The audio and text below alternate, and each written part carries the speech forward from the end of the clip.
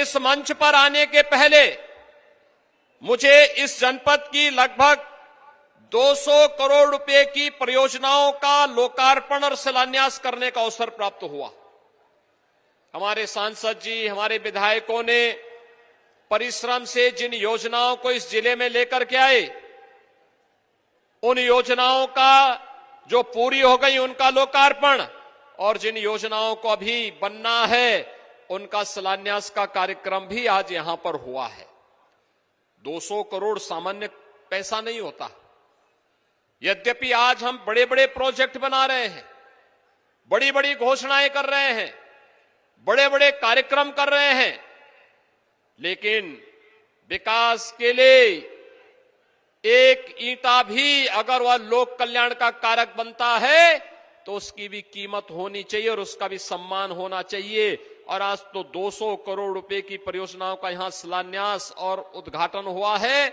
इसके लिए मैं फर्रुखाबाद वासियों को हृदय से बधाई देता हूं, शुभकामनाएं देता हूं, और अपने परिश्रम से यहां के सांसद जी ने, यहां के विधायकों ने इन योजनाओं को आपके जनपद में लाने में सफलता प्राप्त की है। इसके लिए मैं इन सबको हृदय से इनको धन्यवाद भी देता हूं। भाइयों बहनों, वर्तमान में पूरी दुनिया कोरोना महामारी का सामना कर रही है। कोरोना में उत्तर प्रदेश के प्रबंधन को पूरे देश ने और पूरी दुनिया ने स्वीकार किया। प्रधानमंत्री मोदी जी के नेतृत्व में फ्री में टेस्ट, फ्री में उपचार, फ्री में वैक्सीन, सबको वैक्सीन। कितने लोगों ने वैक्सीन लिया है? बहुत सुंदर, अभिनंदन आपका।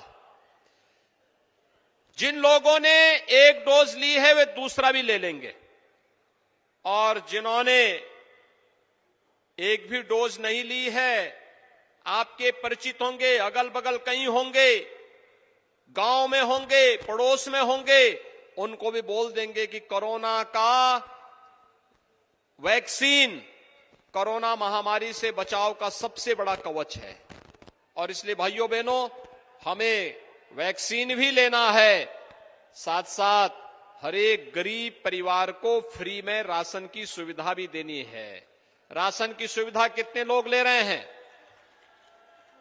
अभिनंदन आपका, बधाई। अब तो डबल इंजन की सरकार है तो राशन भी डबल मिल रहा है। यह अधिकार आपका है।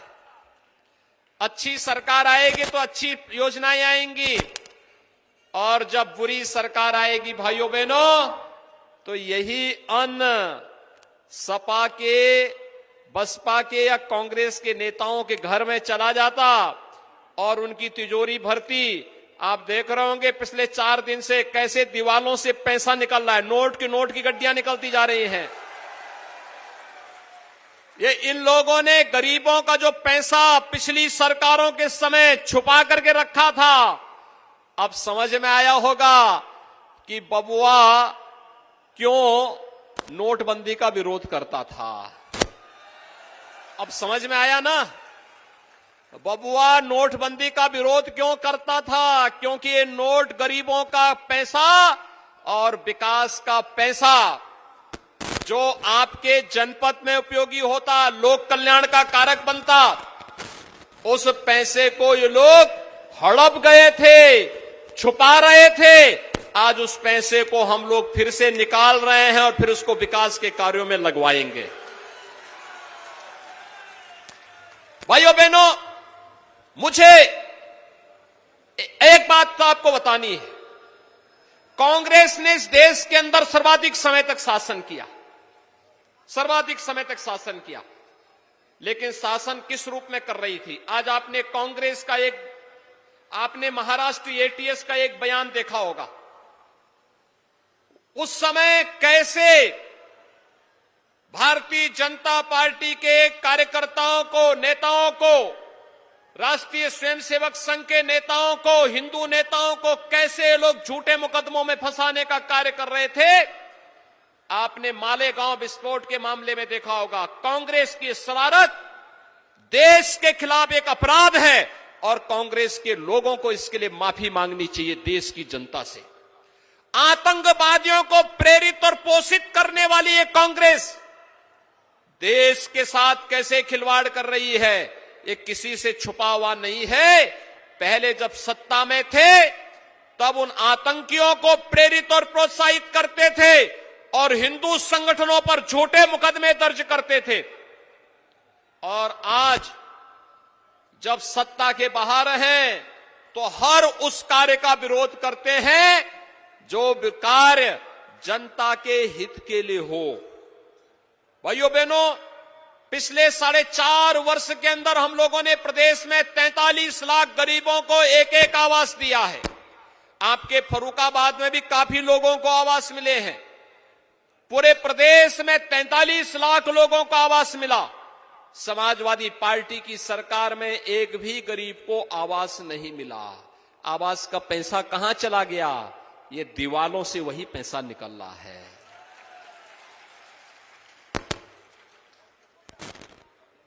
पिछले 4.5 वर्ष में भारतीय जनता पार्टी की सरकार ने 2,61,00,000 लोगों को, परिवारों को एक एक शौचालय बना करके दिया। 58,000 ग्राम पंचायतों में सामुदायिक शौचालय बनाया। शहरों में भी पर्याप्त मात्रा में सामुदायिक शौचालय बनाए और सामुदायिक शौचालय को भी महिला स्वयंसेवी समूह को देकर के हर गांव में एक महिला स्वयंसेवी समूह से कहा, किसी एक निराश्रित महिला को इसके साथ जोड़िए। सरकार हर महीने उसे 9,000 रुपए देगी इसकी देखभाल और रख रखाव के लिए।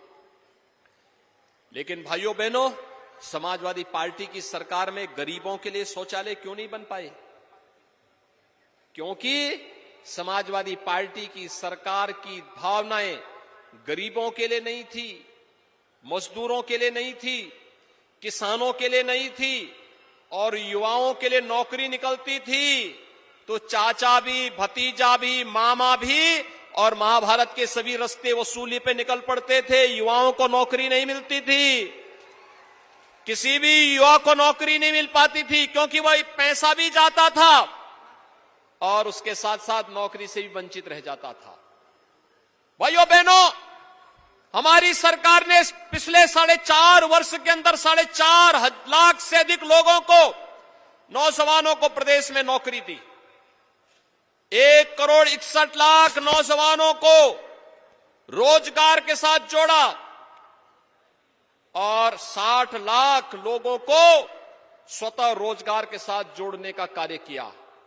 प्रदेश के अंदर जब अच्छी सरकार होती है वह रोजगार भी देती है, नौकरी भी देते हुए प्रसन्नता है। हमारी सरकार ने गन्ना किसानों का 1,51,000 करोड़ रुपए के गन्ना मूल्य का भुगतान अब तक कर दिया है।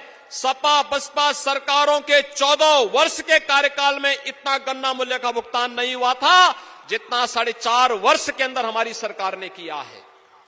आखिर क्या कर रहे थे सपा बसपा के लोग? इनको तो नैतिक रूप से कोई अधिकार नहीं था कि जनता जनार्दन के बीच में जाए, लेकिन लोकतंत्र की प्रक्रिया है, अगर आ ही रहे हैं तो इनको जवाब भी दीजिए और पहले पूछिए बबुआ से भी, बुआ से भी, भाई बहन से भी, और पूछिए कि जब हम लोग कोरोना कालखंड में संकट में थे तब ये लोग कहां थे? ये सभी नेता उस समय होम क्वारंटीन थे, घर में छुपे हुए थे। आपने देखा होगा, मैं भी, श्रीकांत जी भी, हमारे विधायक भी, हमारे सांसद भी, हमारे पदाधिकारी भी सेवा ही संगठन मान करके एक एक व्यक्ति की जान को, उसकी जीवन को भी और उसकी जीविका को भी बचाने के लिए कार्य कर रहे थे। लेकिन सपा बसपा कांग्रेस के लोग कहां थे?